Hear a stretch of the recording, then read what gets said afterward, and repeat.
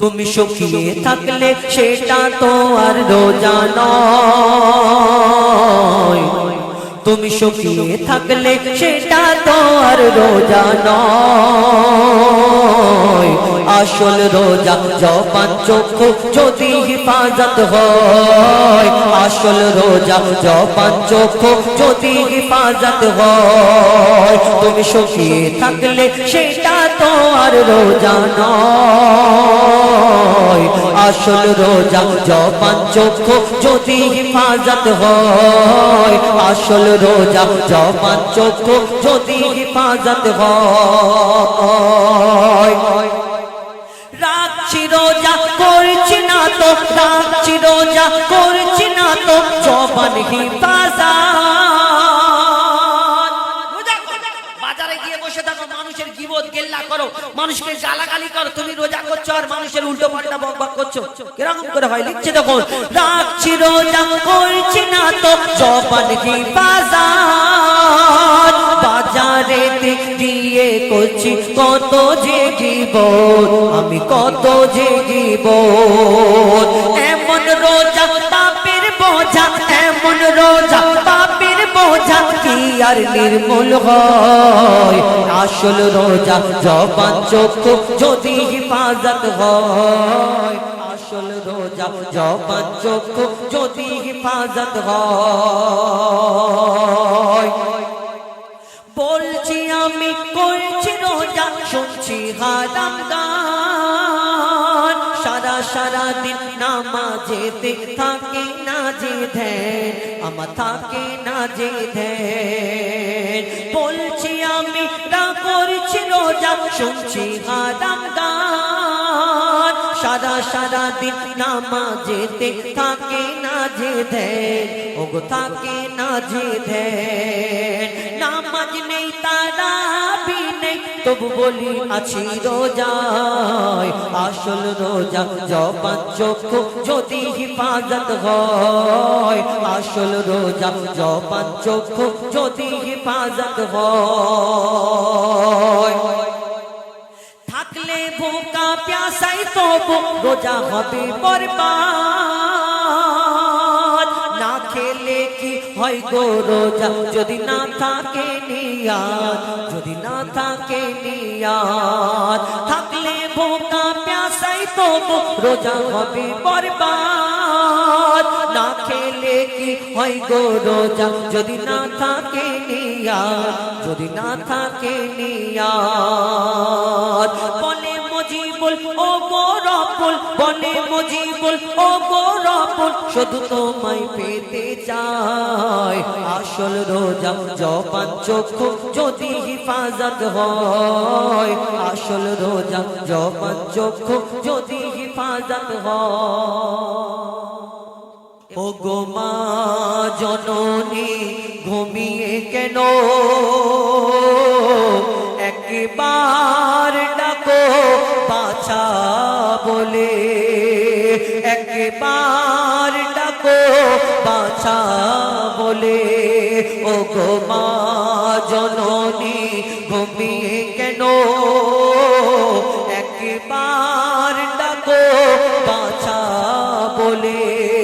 এই দুনিয়া আমার আধার হলো, এই দুনিয়া আমার আধার হলো, আরে ডাকবো কারে আমি আম্মা বলে।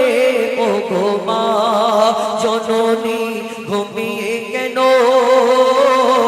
একবার ডাকো বাছা বলে।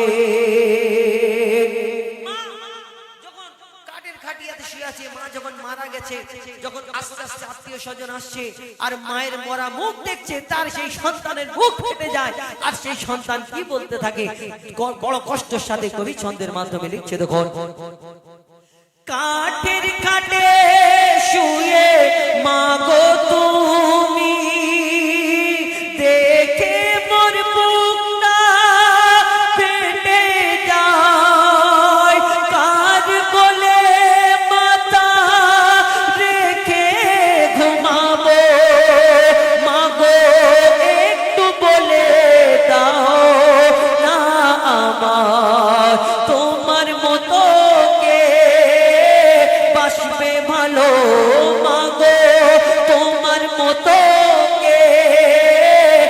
বাসবে ভালো কে হাত বুলাবে দুটি গালে ও গো মা জননী ঘুমিয়ে কেন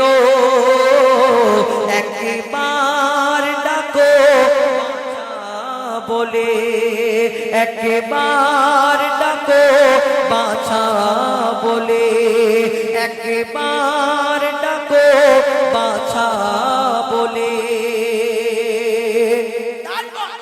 সেই মা যখন দুনিয়া ছেড়ে চলে গেল সেই সন্তান বলছে আমার মা কেমন ছিল। যখন লোকজন এসে যখন কথাবার্তা বলছে সেই মায়ের কথা সে তখন বলছে শোনো আমার মা কেমন ছিল। আমি যখন বাইরে যেতাম আমার স্ত্রী যদি কিছু আনতে বলতো যে তোমাকে এটা আনতে হবে, আমি যদি খালি হাতে কোনো কাজের মধ্যে ফেসে যেতাম, কোনো সমস্যায় পড়ে যেতাম, আমি যদি বাড়ি ফিরে আসতাম আমার স্ত্রী আমার বাড়ির আরো লোকজন আমাকে কোনোদিন বুঝতে পারতো না। প্রথমে এসে জিজ্ঞেস করতো তোমাকে আমি এটা আনতে বলেছি তুমি কেন আনোনি।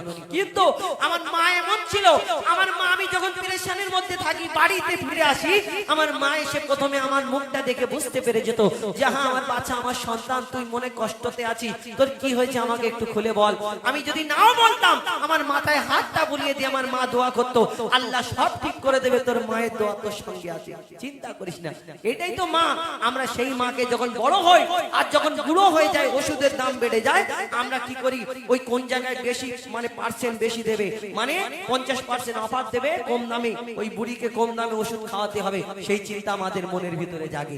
সেই মা জননী যিনি এই মায়ের পেটে 10 মাস 10 দিন পানির মধ্যে ভাসিয়ে তোমাকে লালন পালন করেছে সেই মাকে তুমি বলে যাও কেমন করে। কবি ছন্দের মাধ্যমে লিখছে দেখো মোর দুঃখ কষ্ট বুঝতো না কেউ তুমি শুধু তুমি বুঝিতে ও গো মা বিপদ আপদে সান্ত্বনা দিয়ে আদর কপালে দিতেছো মা তোমার কলিজার টুকরাকে মাগো তোমার কলিজার টুকরাকে মাগো কার ভরসায় রেখে গেলে ও গো মা জননী ঘুমিয়ে কেন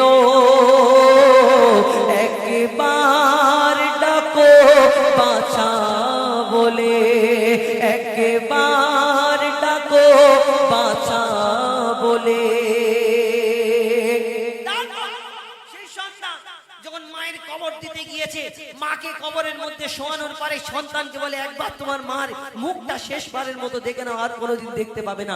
সেই মায়ের মুখটা যখন কাপড়টা সরিয়ে দেওয়া হলো মায়ের মুখটা দেখে তার চোখ থেকে টপ টপ করে পানি ঝরে কবরে পড়ে। শোনো সন্তান তুমি যদি তোমার মাকে যখন জীবিত থাকতে কষ্ট দিলে আর তোমার মায়ের তোমার চোখের জল দিয়ে যদি কবরটা ভরে যায় তাহলে কোনোদিন কোনো কাজে লাগবে না।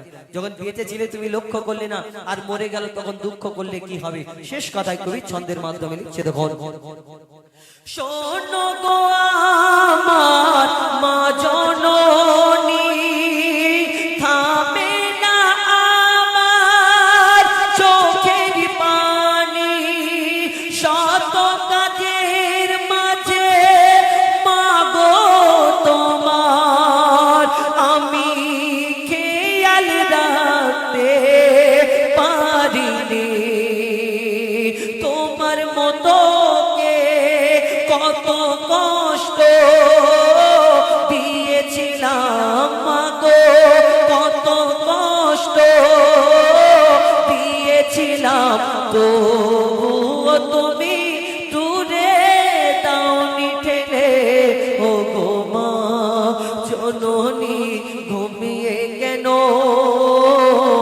একবার ডাকো বাছা বলে একবার ডাকো বাছা বলে। এবার দুটো আমার ইউটিউবার ভাইদের জন্য দুটো গজল বলবো, তারপরে ইনশাআল্লাহ শহীদে কারবালা শেষ গজল 11:30 বেজে গেছে আর ওই বলে আপনাদের